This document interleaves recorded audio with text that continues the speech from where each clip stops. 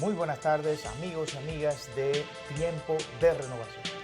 Tiempo de Renovación, hoy estamos con ustedes, Elías Veloz Tineo, ¿cómo estamos? y un servidor, Víctor Tineo, y vamos a estar con ustedes durante esta hora conversando distintos temas nacionales e internacionales. Y tú sabes que la democracia dominicana, yo digo que es una de las democracias que está más sólida en el mundo, porque aquí todo el mundo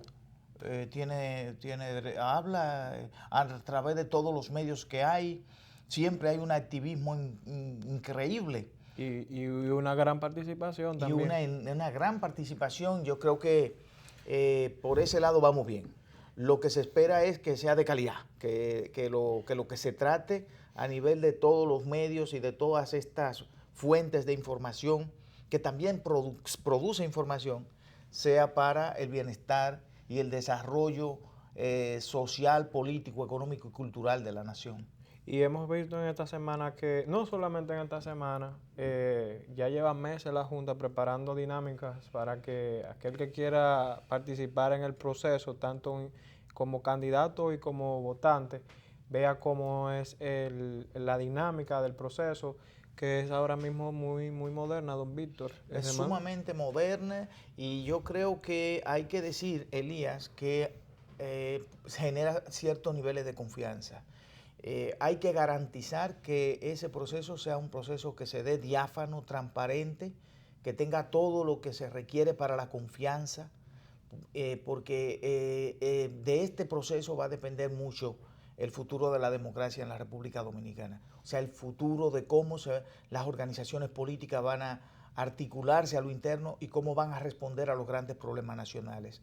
Ese proceso de voto ahora electrónico es muy importante que todo el mundo se acerque y aprenda, pero además hay una labor, Elías, no sé qué piensas tú, que es fundamental de todo aquel que tenga un interés en el fortalecimiento de la democracia, debe de enseñar, de educar, de decirle a la gente cómo se hace y que vaya ese día a votar, tanto a las internas como a las nacionales. Sí, porque es un ejercicio de todos y hay que fomentar la participación de todos, porque todos somos dominicanos y todos somos responsables de la sociedad.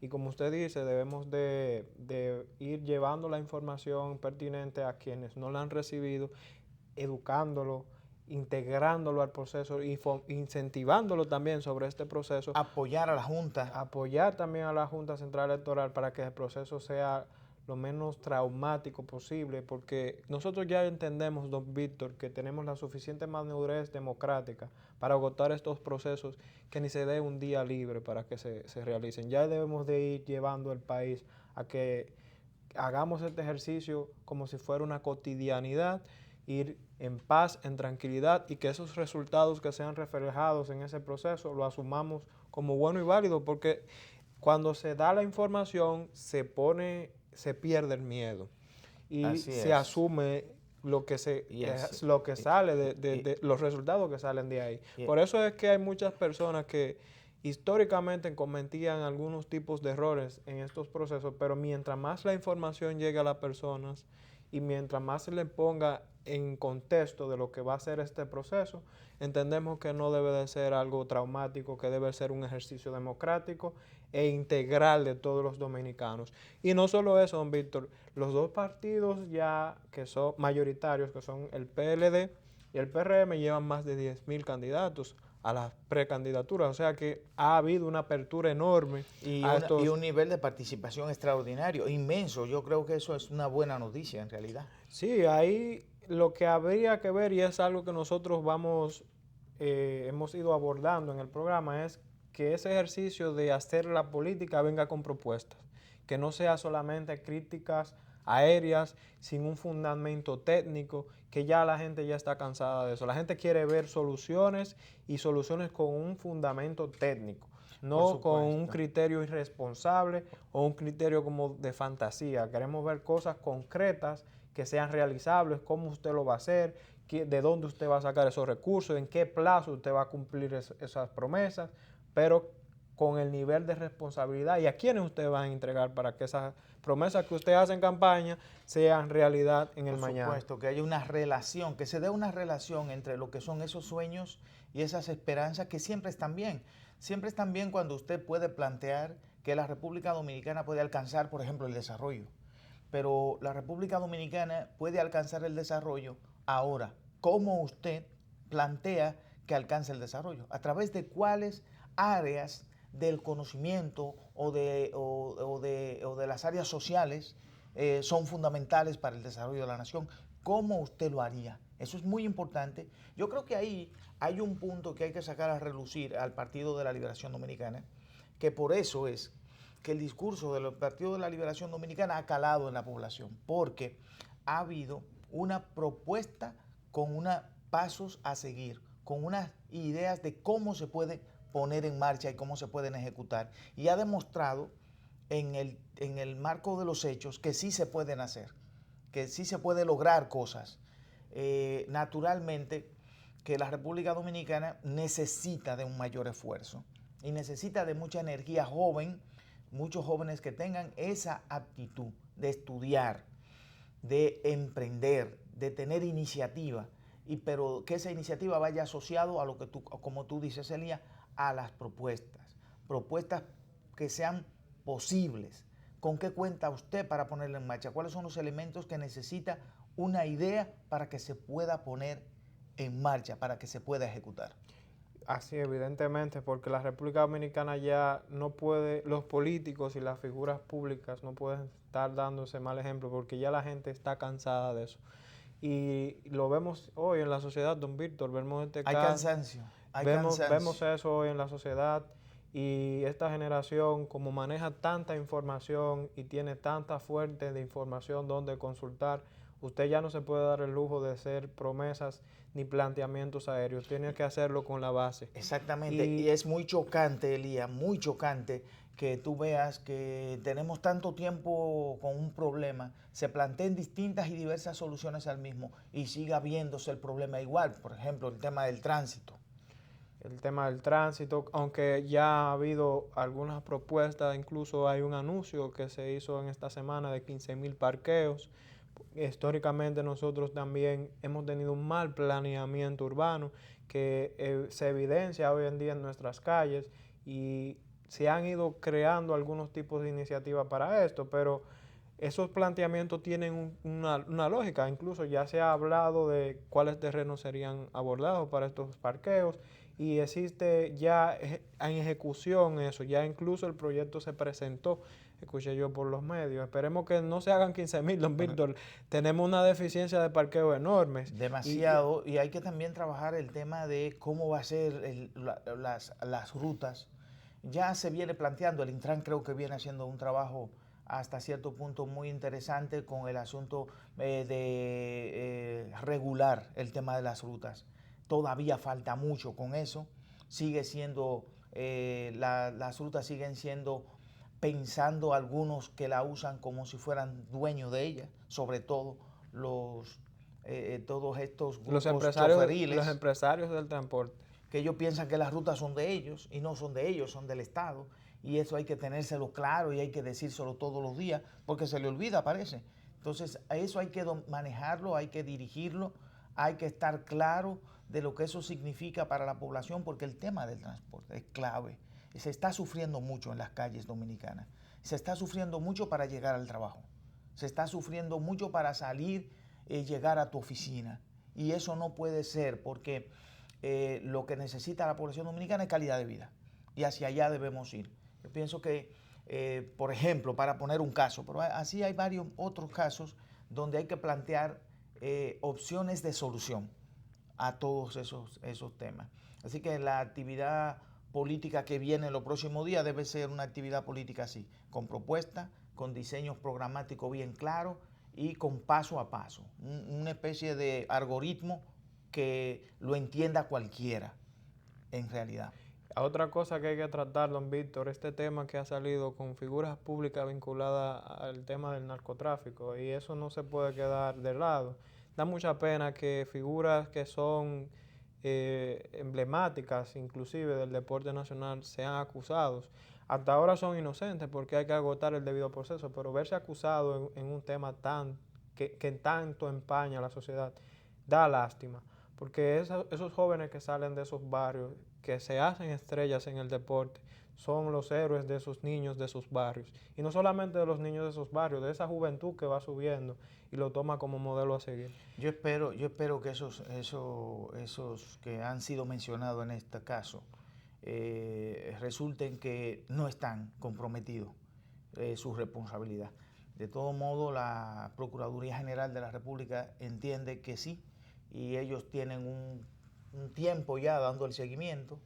Mientras tanto, es supuestamente que están vinculados, pero el que aparezcan esos nombres ya es le genera una sensación de desagrado y genera una sensación de impotencia en aquellos que tenemos un criterio y una idea que esperamos que la República Dominicana siempre vaya hacia adelante sobre bases firmes, sobre bases que permanezcan en el tiempo, que no sea sobre la base del engaño, del fraude, de la mentira, del robo.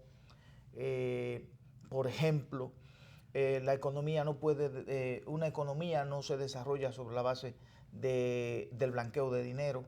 No puede ser así. Y el efecto del blanqueo del dinero, porque eso es muy débil, es una economía muy sensible a cualquier situación que se presente. Un caso como este, ¿cuántas propiedades ya ahora en este momento son inutilizables en ese caso?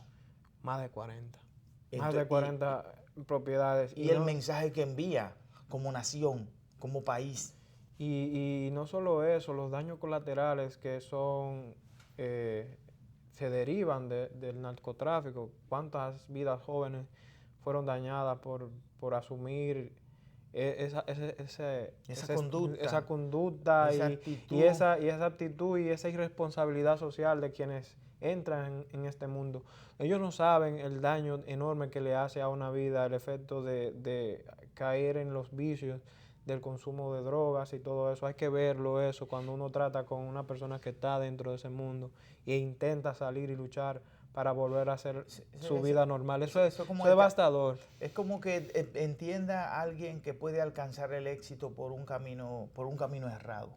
Si puedes caminar 100 kilómetros y al final va a terminar, al final termina que dándote cuenta que definitivamente te fuiste por el camino equivocado. Entonces, llegan a los 40, a los 50 años y ya su vida no significa nada. Ya no tienen la capacidad ni de comprender ni de entender el mundo en que se están desenvolviendo. Es una situación muy delicada, es una crisis una crisis moral que tiene Occidente, una crisis ética de consecuencias impredecibles de cara al futuro.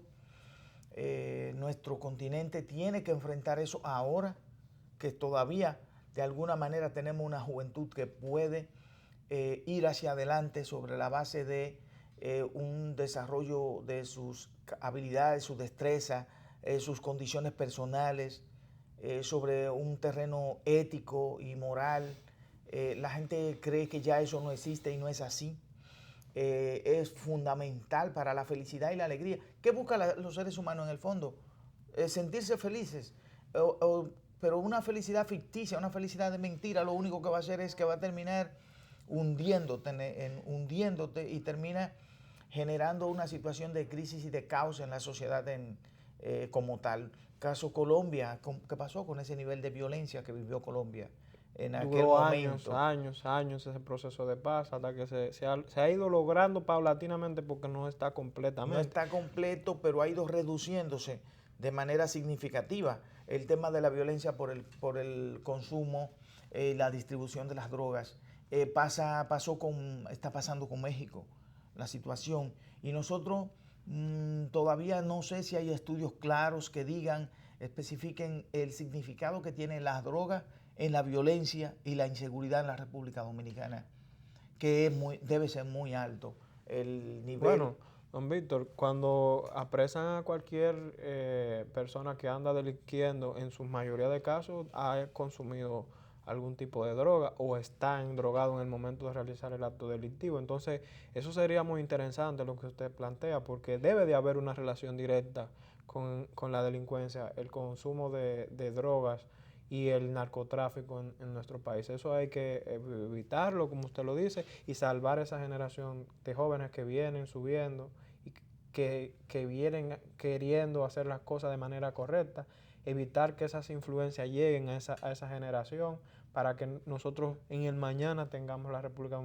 Dominicana que deseamos. Y hay que decir y hay que insistir, Elia, en el tema fundamental de lo que significa el ejemplo. Y cuando digo lo que significa el ejemplo, me refiero a aquellos que tienen posiciones en las cuales salen en los medios de comunicación, sobre todo los que están en la actividad política, y los que están en la actividad empresarial, los que están en la actividad religiosa.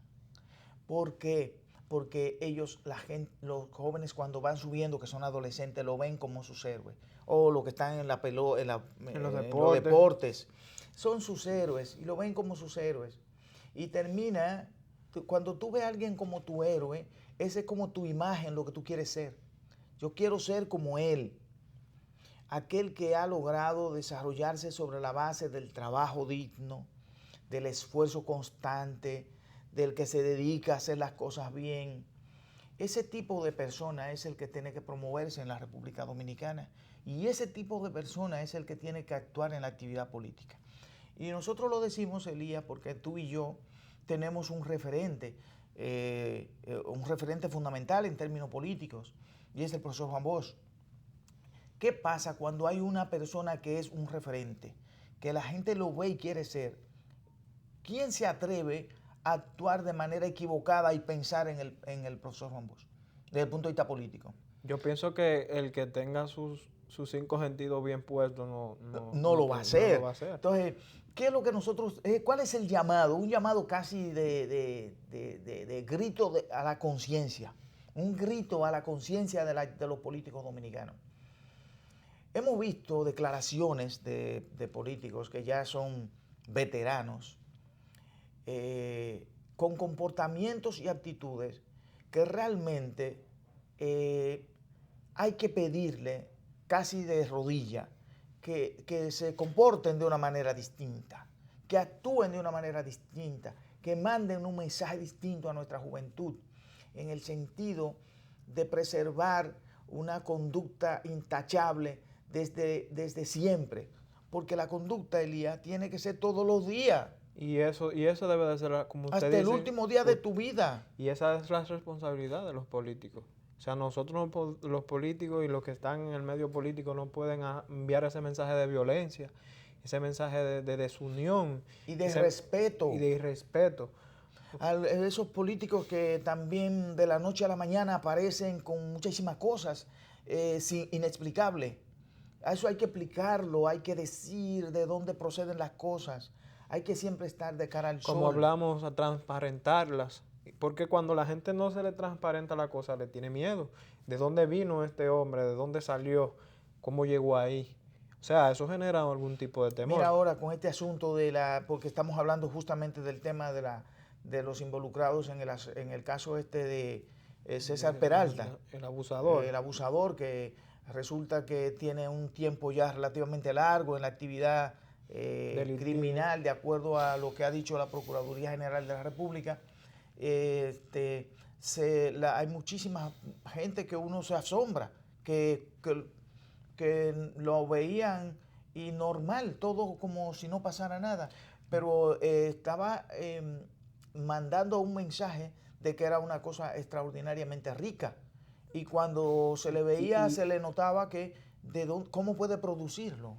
Mire, don Víctor, no le llamaba la atención a nadie. A las personas que tienen un pensamiento corto, para no discriminar, no le llamaba la atención, pero quien tiene un pensamiento un poco más profundo sí le ponía atención a esas cosas. Porque yo le decía a una persona en esta semana, aquí hay artistas que tienen más de 30 años en la música, han ganado premios internacionales y usted no lo ve ostentando riquezas ni enseñando riquezas a nadie. Y son personas que uno las conoce. ¿Y cómo puede ser que hay artistas que tienen menos de 10 años y en caso hasta 10 años en la música y exhiben hasta el triple de riquezas que esos artistas? A eso hay que llamarle la atención. ¿Por qué, don Víctor? Por lo que decíamos inicialmente, el ejemplo. ¿Qué ejemplo tú le estás dando a esa generación que te está viendo? O sea, que lo fácil se consigue a corto tiempo y de manera abundante. Eso no es cierto, señores. Todo lleva tiempo y trabajo.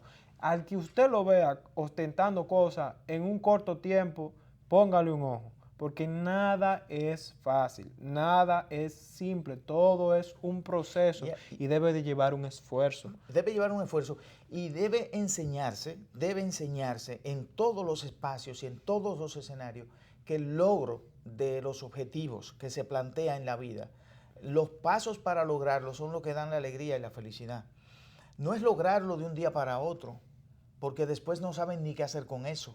Es el proceso de alcanzar esos objetivos que es día a día, hora a hora y minuto a minuto, de hacerlo con amor y con alegría, que debe ser el elemento clave que nos enseñen los que les han logrado alcanzar posiciones importantes dentro de la esfera política, social, religiosa, como dijimos, cultural, como tú dices, artistas que tienen un largo tiempo llenando escenarios, estando en distintos lugares, yéndole bien. Sin embargo, aparecen unos artistas nuevos que rápidamente no se sabe. Exhiben una cantidad impresionante de cosas y no se explica justamente la procedencia de esas cosas que tienen. Y hay temas en ese sentido también que hay que hablar de la sociedad. Sería bueno también tocar, don Víctor, yo no sé si usted está de acuerdo, pero eso es algo que ha llamado mucho la atención esta semana,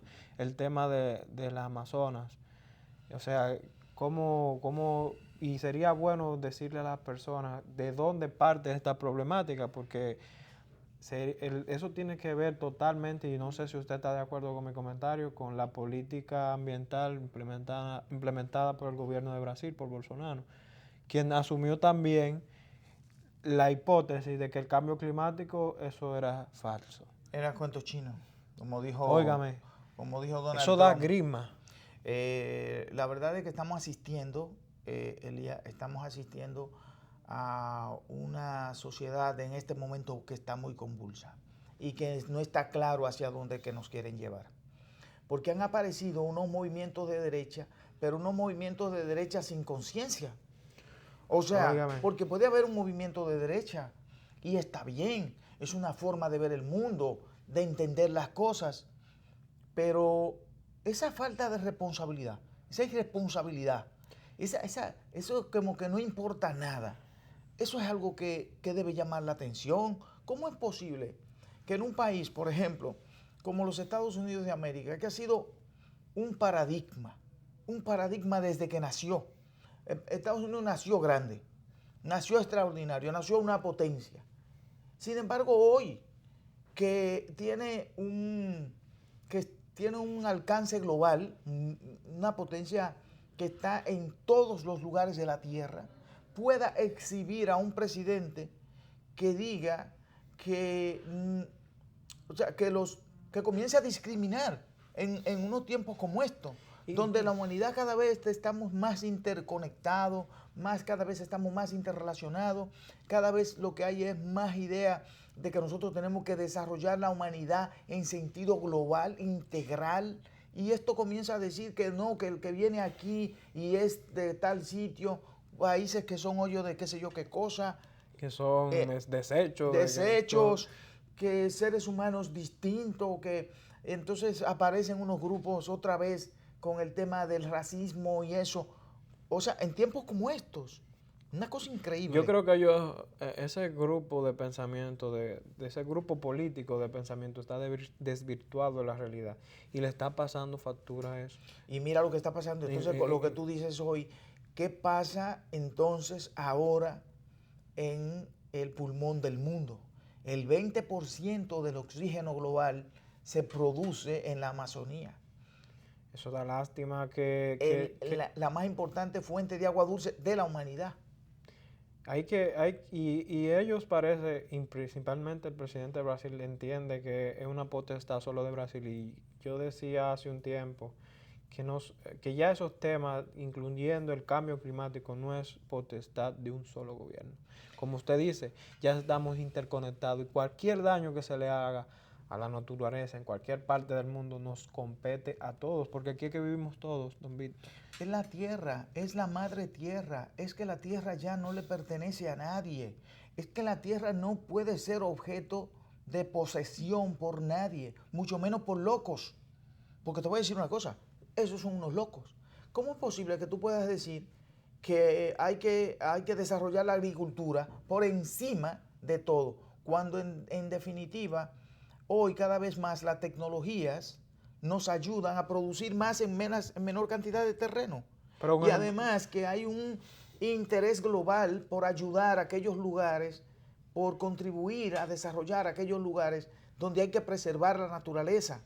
O sea, nadie puede estar al margen de esto. Pero vamos a ver los ejemplos, porque existen prácticas aquí en la tierra. Japón es un buen ejemplo del cultivo amigable. Israel también es un buen ejemplo del cultivo amigable. No podemos darnos la tarea de comenzar a destruir los parques naturales que sustentan el ecosistema de la tierra para abocarnos a políticas sin un criterio ni siquiera técnico, porque también descartan también lo técnico, es una cosa meramente material. Es meramente material, sin desarrollo de la conciencia y de la inteligencia. Estamos hablando de una falta de conciencia grave. Lo que está pasando en Brasil es grave, porque es que ese gobierno ha dicho, lo primero que hacen es que no respetan las comunidades indígenas, que están ahí, y los que más han sufrido, y son seres humanos. Cuando llegaron los españoles a América y después llegaron los portugueses y todos esos europeos en aquel momento, decían que no tenían alma. Y por lo tanto, y como no tenían alma, que eran peores que los animales.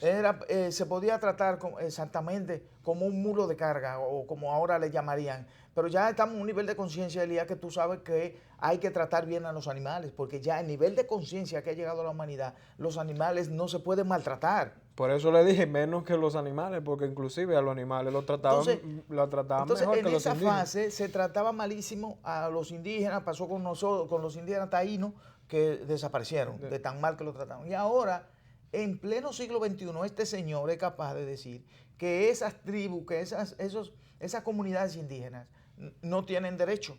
Pero ¿cómo puede ser? Inclusive hubo una nota de prensa que sacaron las ONG que prestaban servicios de salud a esas tribus que fueron desalojadas de Brasil. Hace un año desalojaron a esas ONG que daban servicios de salud a esas tribus, el mismo gobierno, alegando que estaban en contra del gobierno de Brasil. Entonces, lo inhumano sale a flote y planteamientos, como usted dice, irresponsables, de locos, porque eso es de locos. Pensar que usted va a aplastar a seres humanos que tienen derecho a la vida y que están aquí en nuestro ecosistema. Los dueños legítimos de las tierras americanas son los indígenas, porque ellos son los que están aquí desde antes. Ellos son los que tienen el derecho. Es verdad que ahora ya es distinto el mundo, pero hay que respetarlo. Ellos merecen respeto, merecen consideración. Ningún Estado puede maltratarlo. Y este Bolsonaro fue financiado por los madereros, por los agricultores, los mineros en Brasil, y ahora, después que él llega, la deforestación ha crecido más del 200%. O sea, cada día, en la Amazonía brasileña, se deforesta una cantidad de árboles equivalente a no recuerdo cuántos campos de fútbol. O sea, que así es que lo están midiendo ahora. O sea, todos los días del mundo no se reforesta, se deforesta. O sea, lo que debería ser contrario, lo que se hace es que se deforesta en vez de reforestar. Pero además, eso se conjuga con el problema que hay de la contaminación producto de los desechos que van al mar, de los desechos que van a los ríos, de la gente que vive en todas esas favelas de pobreza impresionante, que el gobierno de Lula habría sacado una cantidad de 40 millones de personas de la pobreza. Ahora se ha duplicado, yo creo que debe haber 80 millones. Estoy especulando, naturalmente, pero ha crecido la pobreza. Y hay que reconocerle a Lula que puso en el ojo del mundo a Brasil. Lula puso en el ojo del mundo a Brasil y sacó a Brasil a flote. no es lo mismo que este señor que está gobernando hoy en día Brasil. Era un Ojo. hombre del pueblo, reconocía y escuchaba al pueblo y fundamentaba su política pública en el pueblo. Tendrá su caso con la justicia, está siendo procesado e incluso está argumentando que hasta que no se demuestre su total inocencia, él no está dispuesto a participar en ningún proceso político. Parece que el hombre tiene Ellos no han podido su demostrar claramente las evidencias que ellos han puesto sobre la mesa. Son evidencias tan simples que parece algo como de niños, que un apartamento en un lugar que no está a nombre de él ni está a nombre de ninguna de su familia, que fue que se lo prestaron para un día. Él fue un solo día al apartamento. De ahí, entonces, el juez Moro, que hoy es el ministro de Justicia, ese juez Moro también tiene una serie de llamadas telefónicas donde dice cómo es que deben hacer los fiscales para, o sea, un contubernio, un fraude para dañar la moral y la imagen de una persona. O sea, algo que no tiene una explicación. Es que ese país tiene una crisis moral y una crisis social en este momento grave. Y enseñaron el refajo ahí, don Víctor. Vamos a ir a una pequeña pausa, Elías, y retornamos en unos minutos con tiempo de renovación.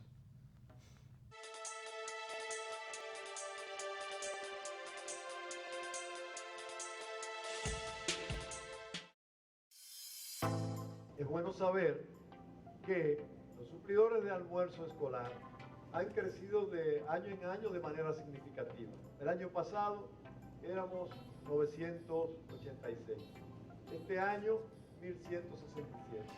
Y ya estamos en el proceso de selección de los suplidores del próximo año escolar y estamos seguros que se va a alrededor de los 1350. Entonces, ese crecimiento tan significativo nos dice que esto es una gran oportunidad para contribuir al fortalecimiento de nuestros suplidores. Con ello se fortalece el INAVIE también. Contribuimos a dar paso a una política de gobierno del fomento a las pymes y al mismo tiempo nos preparamos de cara a lo que viene ahora por venir, que es las compras locales conforme estableció el señor presidente de la República en el decreto recién votado, y que nosotros estamos ya tenemos nuestro poder de instrucciones de conjuntamente con compras y contrataciones hacer las adecuaciones del lugar.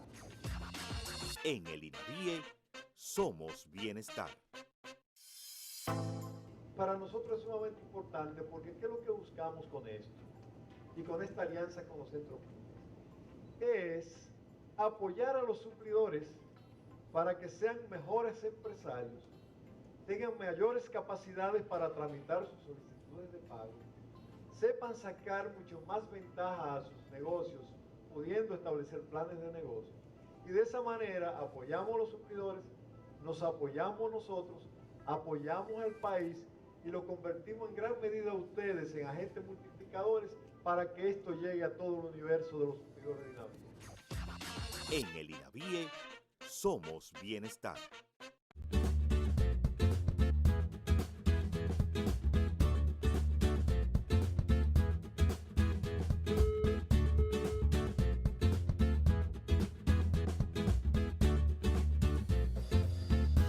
Esto le puede pasar a cualquiera. Sé más cuidadoso con tus equipos.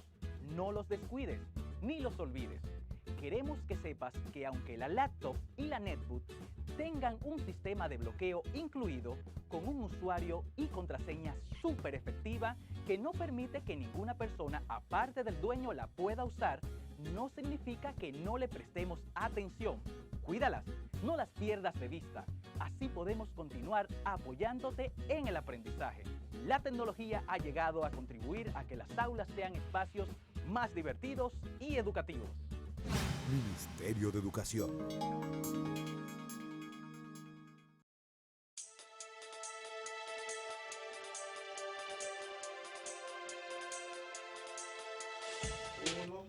Continuamos aquí con tiempo de renovación. Elías, y el escenario Del mercado. internacional Óigame. está con mucha incertidumbre. Hay que hablar de eso a profundidad porque hoy vemos una caída enorme en el Dow Jones, 600 puntos y cerró en rojo hoy la bolsa. Y ha tenido una seguidilla en terreno negativo. ¿Y por qué nosotros tratamos esto? Porque hay que aclarar por qué para nosotros es importante este tema.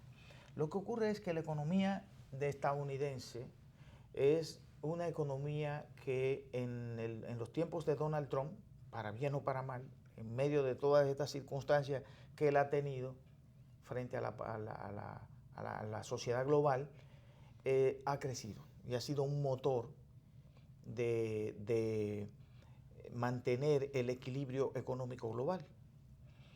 Sin embargo, y desde el principio nosotros hemos sido partidarios, no sé qué tú piensas, Elías, de que el esquema de dirección económica del presidente Trump es un esquema que va a llevar a los Estados Unidos a una grave crisis. ¿Por qué? ¿Por qué va a llegar a los Estados Unidos a una grave crisis? Porque hubo una combinación que es muy difícil de sostener en el tiempo.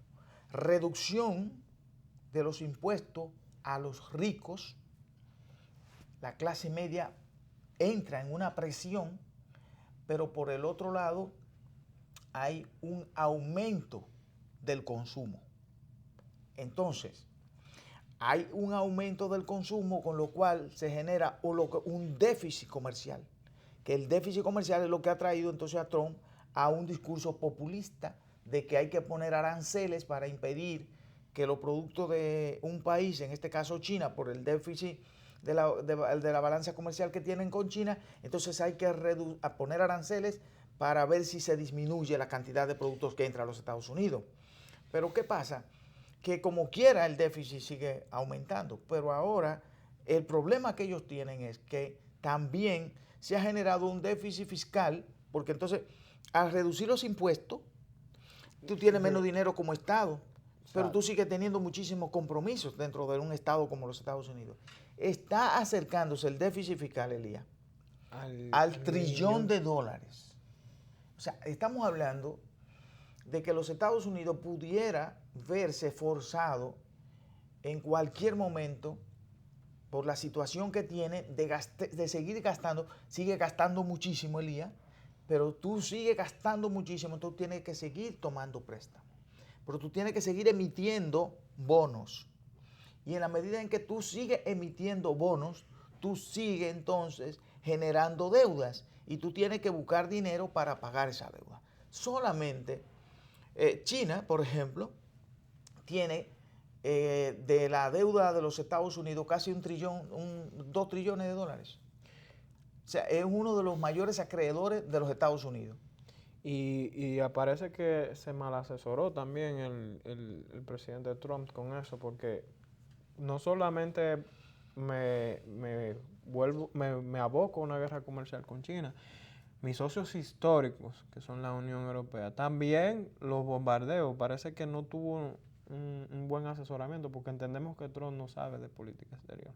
Entonces, arremeto contra la Unión Europea. Tengo una situación no favorable en la Unión Europea con el Brexit, que no se define todavía hoy en día. Y él va a la Unión Europea a dividir a la Unión Europea. Y a exigirle a la Unión Europea cosas que en estos momentos la Unión Europea no puede cumplir a su totalidad. O sea, nosotros tenemos que ser claros, la Unión Europea ahora mismo está en un momento de redefinición de lo que es su política económica con la salida de Inglaterra del acuerdo con la Unión Europea. O sea, son cosas que parece que no tienen un criterio base la Unión Europea de eso. Contó, porque lo que pasa es que ahora no entendemos mucho todo lo que está pasando, porque contó siempre con el apoyo de los Estados Unidos, porque su mayor comprador siempre ha sido los Estados Unidos. Entonces, es un momento que está viviendo la economía global, la economía internacional, muy difícil, y entonces países los países de la periferia, nosotros, los países pequeños, estamos obligados a comprender hacia dónde van ellos, porque los países del centro dirigen el proceso. En el 2008, lo que pudo hacer la República Dominicana fue endeudarse mucho. Y la República Dominicana tenía una capacidad de deuda en el 2008 mucho más, podía endeudarse mucho más que lo que podemos hoy. Entonces nosotros no contamos, estoy hablando de manera, qué sé yo, son términos muy económicos, pero la República Dominicana en aquel momento lo que hizo fue buscar, plantearse, ir al mercado internacional. ¿Para qué?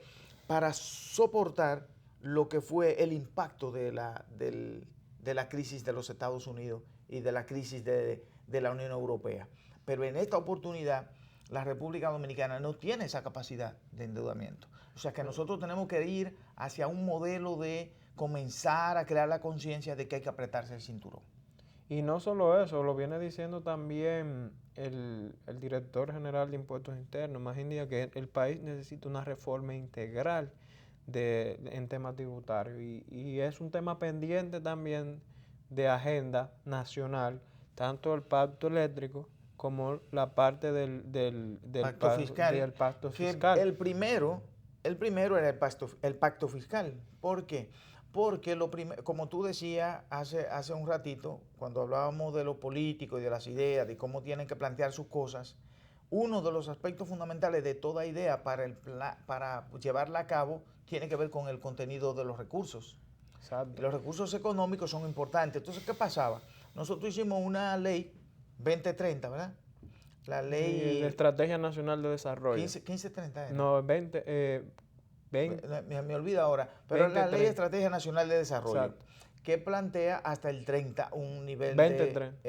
Exactamente, para desarrollar la República Dominicana por senderos ya definidos. Pero el primer pacto, porque es una ley muy completa, Elías, tiene todos sus indicadores, hacia dónde vamos, cómo con sus objetivos, todo eso. Lineaciones y todo, es bien completa la ley. Es muy completa, incluso hay que decirle a todo el que pueda que la lea, porque es una ley interesantísima. Entonces, ¿qué pasa?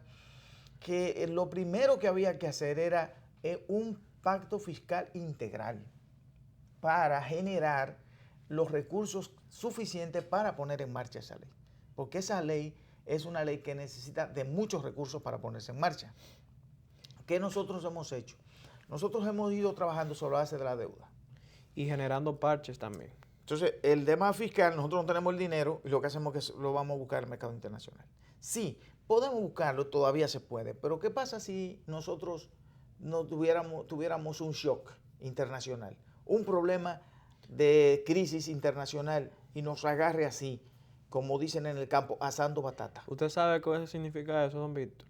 Lo mismo que tuvo que decir Macri hace 2 semanas. Tuviésemos que ir al Fondo Monetario Internacional y a pedirle cacao y el fondo venir y darnos un paquete de medidas que como siempre lo hace. Exacto, como siempre lo hace, que van totalmente alejados al beneficio de la sociedad.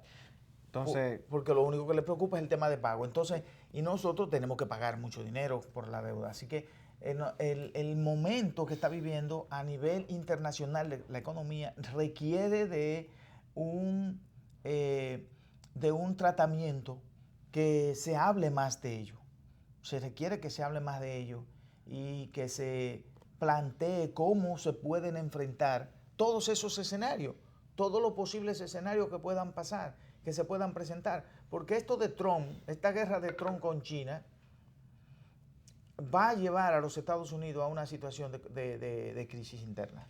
Es que eso se puede prácticamente esperar. México ya, ¿sabes por qué México no entró en recesión? Porque creció 0%.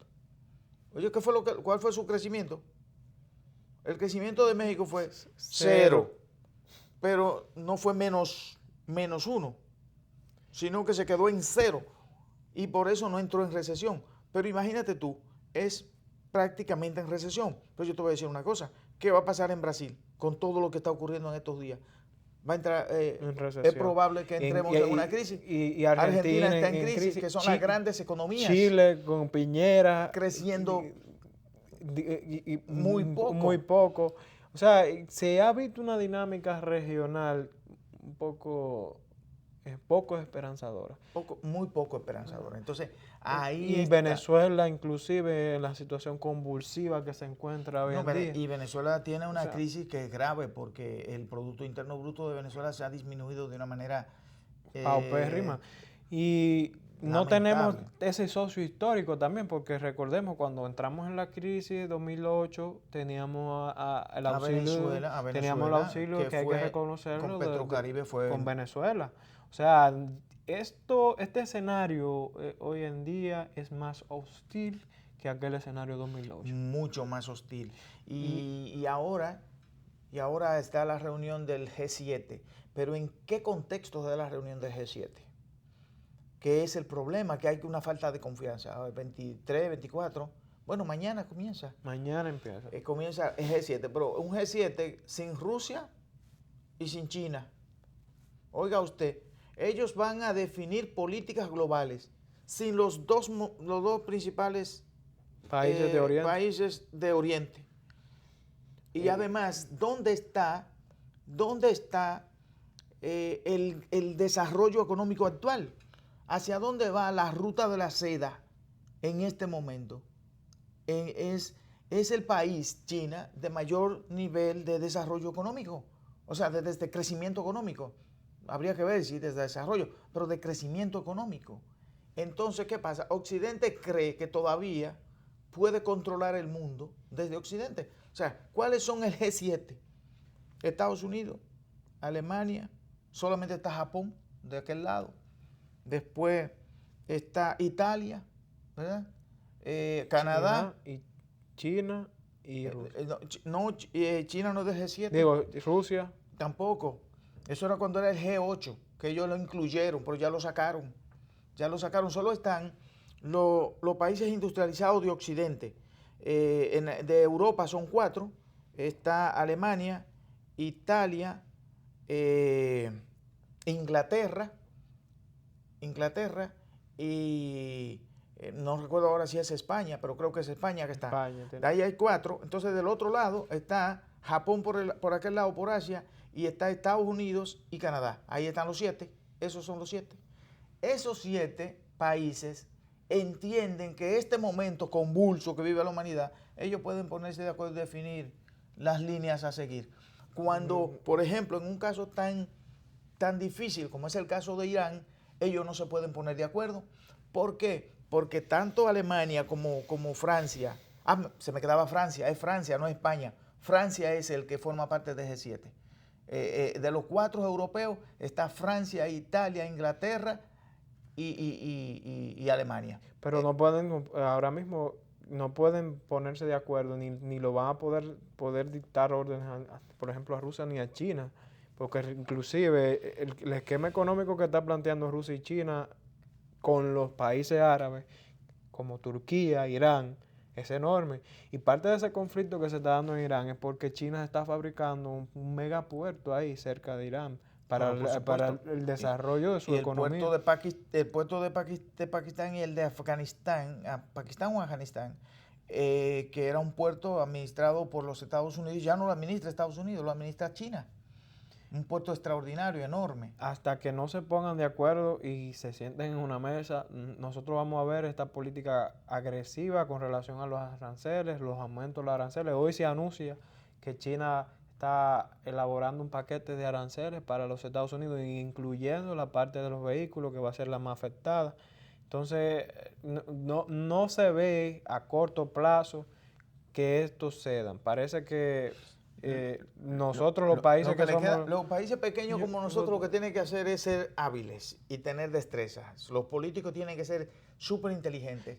¿Qué es lo que tienen que hacer? Meterse buscar un mecanismo para negociar con China para la inversión en infraestructura, que puede hacer una inversión en infraestructura, hay que negociar eso, y seguir trabajando con los Estados Unidos en la medida en que los Estados Unidos entiendan que nosotros somos necesarios para controlar el flujo migratorio hacia ellos. Porque En el caso de Trump, yo espero que Trump no sea el presidente el próximo año. Yo les ruego a Dios tampoco.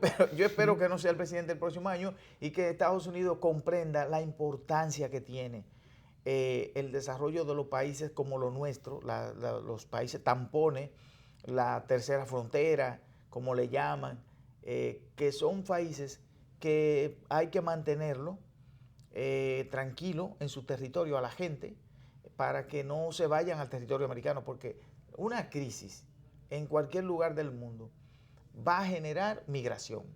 Por ejemplo, esta crisis climática genera migración.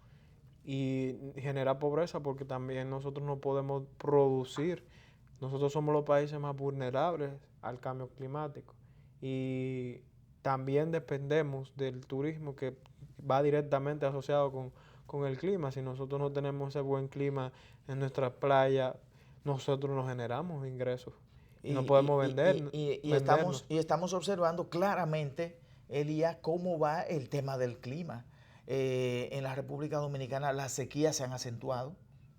O sea, nosotros tenemos una inversión ahora adicional por parte del Ministerio de Agricultura, por parte del gobierno de la República, en buscar agua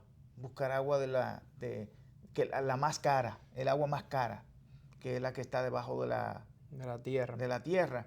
Y hay que comenzar a hacer pozos, lo que le llaman pozos tubulares y demás, y es más costoso. O sea que para producir tenemos que hacer un mayor esfuerzo. Y entonces estamos en un momento muy que necesita de mucha inteligencia. No, por eso nosotros planteamos al inicio del programa, es una responsabilidad enorme de los políticos, por eso las propuestas tienen que venir con ese criterio técnico, porque los escenarios que se plantean en el futuro no pueden basarse en políticas aéreas, tienen que basarse en la realidad que está viviendo no solamente la República Dominicana, sino la realidad que está viviendo el mundo.